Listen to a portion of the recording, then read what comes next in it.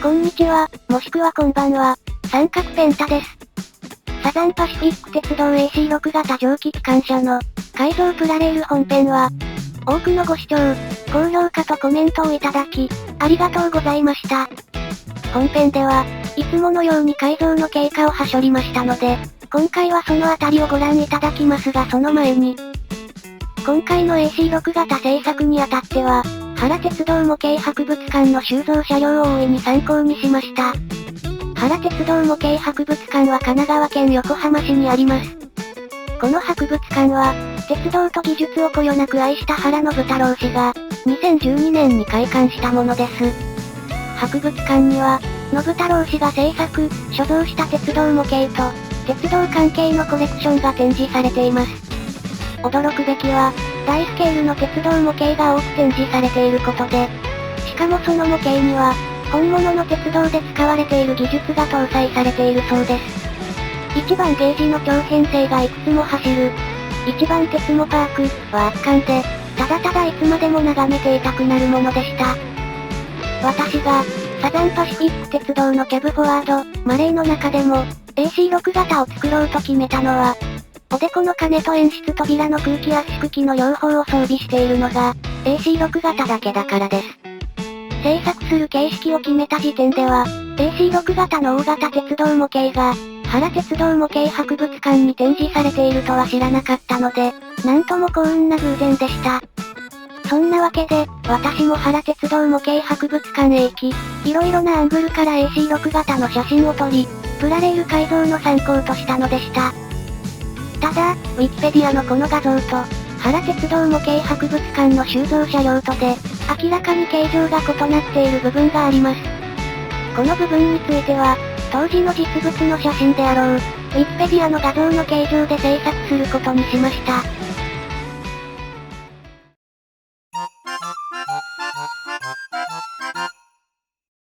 前置きが長くなってしまいました。プラレールの改造による、AC6 型の製作過程をお見せしたいと思います。AC6 型の改造プラレールは、トーマスシリーズのヘンリーの旧製品に、このような改造をして製作しました。ヘンリーのシャーシはこのような形状をしています。最初に、これを使ってマレー式の足回りを作るための、当たりをつけます。ちょうど真ん中にある、飾りの動輪をつけるくぼみでシャーシを2分割し、前後の動輪の位置にそれぞれ動力ユニットを乗せれば、関節を持った足回りが作れそうです。見込みが立ったので、動力ユニットを改造して、2分割するシャーシに乗せることができるようにしていきます。一つ目はこのようにカットし、邪魔になるこの辺りも切り取った後、現物合わせでこのように組み立て、これは固定側のシャーシの動力ユニットになります。二つ目はこのようにカットし、このように組み立てました。こちらが首振り側の動力ユニットになります。シャーシもこのように改造して、首振り側にもユニットを乗せられるようにします。そして真ん中のくぼみの部分で分割。これに改造した2つの動力ユニットを乗せると、このようになります。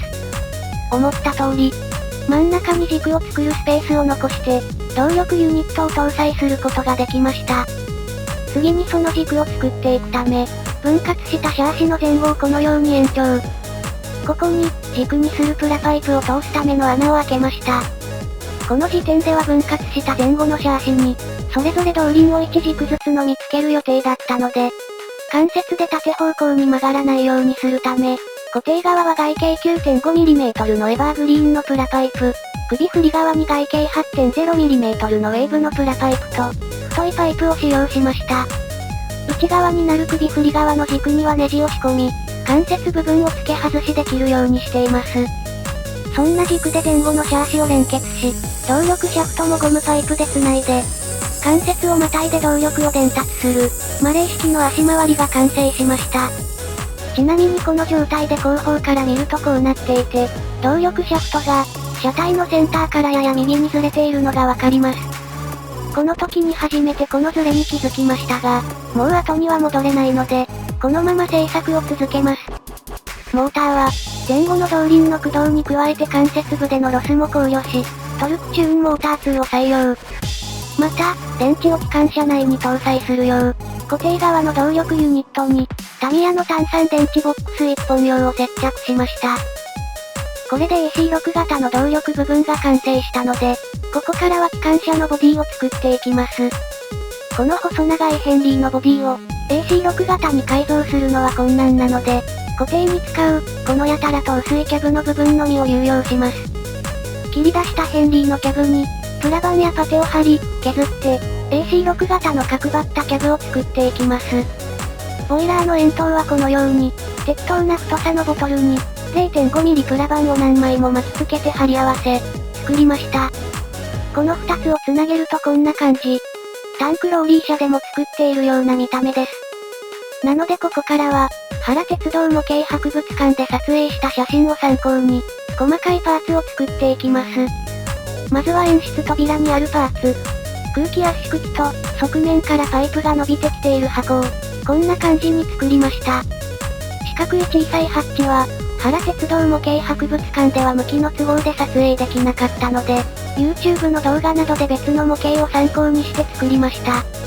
ボイラー上の構造物は、基本的にはプラパイプやプラ板の箱組みで、それっぽく作ったものですが、煙突は側面を削って、湾曲してくびれた形状も再現しています。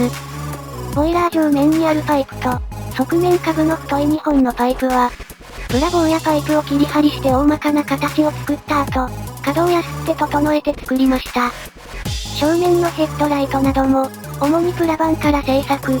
おでこの金のアームは、4号形式の時と同じく、1mm プラ板2枚を貼り合わせたものから削り出して作りました。これらのパーツをボディに取り付けるとこんな感じ。過失の部分やランボードと手すり、ボイラー表面の円周方向のモールドも再現して、このごちゃごちゃした感じがすでにたまらん。シャーシ側には、シリンダとピストンを作って取り付け、首振り側のシャーシの後端は、このように延長して、デッキのスペースにするとともに、連結器を取り付けられるようにしました。ここに取り付けるデッキは、ヘンリーのボディ裾の赤いパーツから、このようにパーツを切り出し、この周りにプラ板を貼って作りました。また、見た目のバランスを取るため、デッキの下には重輪を取り付けました。固定側のシャーシにも、カウキャッチャーやダミーの連結器、キャブの下にあるタンクのようなものっぽいパーツを追加。スイッチレバーはこのように、ヘンリーのものを再利用していますが、レバーに小さい枝分かれを付け、そこに全消灯の LED の接点も取り付けて、一つのスイッチでモーターと LED の両方が通電するようにしています。こうしてできたボディとシャーシを組み立てて、AC6 型の機関車が完成しました。続いて淡水車も、原鉄道模型博物館で撮影した写真を参考に制作。ヘンリーの淡水車の形状は、円筒形の AC6 型の淡水車と違いすぎるので、こちらも、ボディの固定部分とシャーシのみを流用します。この流用するパーツも、大型な AC6 型の淡水車らしくなるよう、長さを延長。シャーシからは不要な部分を切り取り、連結器を取り付ける部分も作り直しました。ボディは、ボイラーにするには太くしすぎた円筒パーツを流用し、一部に素材の車体も使いつつ、AC6 型のものの形状を作りました。ここに細かいパーツを作り込み、AC6 型の淡水車も完成。塗装はタミヤカラーのセミグロスブラック。いつものように下地にタミヤカラーの500番サフを使い、少しザラザラした表面になるようにしました。機関車のキャブ正面下側の逆台形の部分や、演出周りと過失はタミヤカラーのアルミシルバー。先にシルバーを拭いてマスキングで塗り分けましたが、煙突や手すり、パイプ類などは別パーツにして、塗装後に接着しました。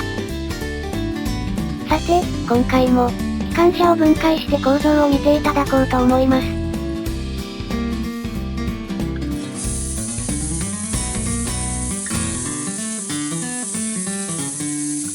まずはネジを2本抜いて、ボディを外します。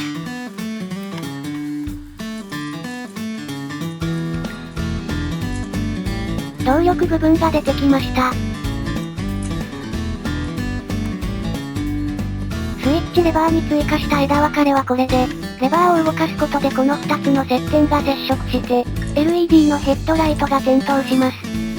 実際にやってみます。ちなみに追加した接点は、タミヤの単3電池ボックス1本用に付属していた、逆転スイッチのものを流用しました。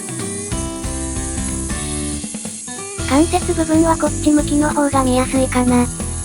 このように関節が曲がっても、ゴムパイプが曲がり、伸び縮みして、動力を伝達してくれます。さらにネジを外していき、動力ユニットを取り外します。ここのネジがちょっと抜けにくいのよね。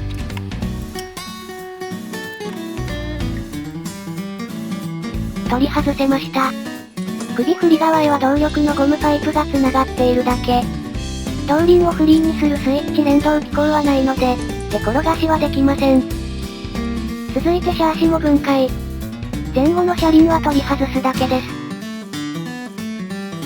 ここのネジが関節の軸になっていて、外すと、前後のシャーシを分割できます。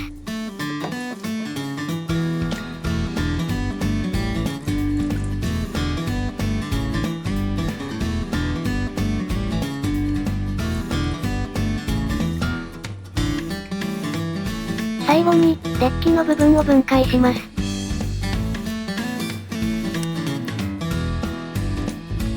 デッキのパーツからシャーシを引き抜くように外すと、中から連結器が出て、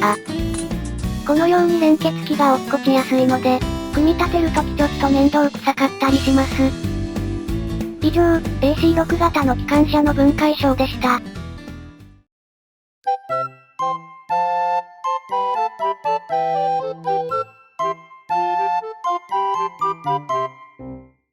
さて最後に、私が作った AC6 型の、不都合な事実をお話ししようと思います。背景は、本編でもお見せした走行動画のレイアウトです。これを見た際に気づいた方もいるかもしれませんが、私が作った AC6 型は、坂レールを走ることができません。その原因は2つあって、まずはアプローチアングルの小ささです。見ての通り前面のカウキャッチャーがだいぶ下にあり、オーバーハングも長く、アプローチアングルはこれしかありません。このため、坂レールに差し掛かったところでギリギリ引っかかってしまいます。ただ、余震はギリギリ引っかからなかったとしても、坂レールを登ることはできません。なぜならこの後は、このように動輪が浮いてしまうからです。この原因は重輪の存在です。関節は上下方向には曲がらないため、坂レールの縦断曲線に対応できず、重輪があることで動輪がレールから離れてしまうのです。重輪がなければ、ギリギリ引っかかってもゴリ押しで登ったかもしれませんが、私がいつものように、行き当たりばったりで重輪を追加した結果、縦方向に曲がらない関節があだとなってしまったのでした。縦方向にも曲がる関節は、一度 H10 型で実現はしているのですが、あれは関節部分に長さ1センチほどの軸があり、シャフトによる動力伝達との両立が難しそうです。縦方向にも曲がり、動力も伝達する薄い関節の実現が、宿題として残ってしまいました。ここまでご覧いただきありがとうございました。最後は T1 型と並べてみました。こうして見てみるとやはり AC6 型の方が武骨で、機関車も大柄に見えます。実際、AC6 型はそう、見える、だけではなく、プラレールの建築限界を超えていたりするのですが、まあ、坂レールを通過できない件といい、手転がしを諦めた件といい、今回の AC6 型はいまいちな点もありますが、かっこいいデフォルメで完成できたので、やりきったという満足感のある作品になりました。それではまた次の動画でお会いしましょう。ご視聴いただきありがとうございました。